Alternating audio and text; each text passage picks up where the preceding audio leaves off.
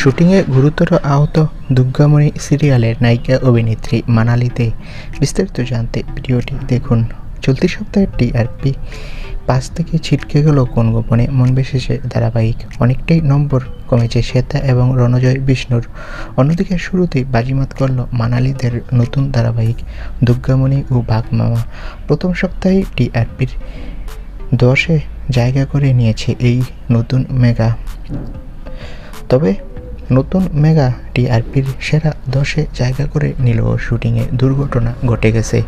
অভিনেত্রী মানালি দে গুরুতর চোট পেয়েছে শুটিং স্পটে। শোনা যাচ্ছে অভিনেত্রী কিছুর সাথে একটা ধাক্কা লেগে পায়ে প্রচণ্ড চোট পায়। এরপর অভিনেত্রীকে হসপিটালে ভর্তি করা হয়। ডক্টর জানিয়েছে অভিনেত্রীর চোট খুবই গুরুতর, তাই তাকে 5 থেকে 7 দিন বিশ্রামে থাকতে হবে। তো বন্ধুরা, অভিনেত্রী মানালি দে গুরুতর আহত হয়েছে শুটিং স্পটে। তোমরা সবাই তার জন্য প্রার্থনা করো, সে যাতে দ্রুত সুস্থ হয়ে ওঠে। আর আমাদের চ্যানেলটি সাবস্ক্রাইব করে রাখো।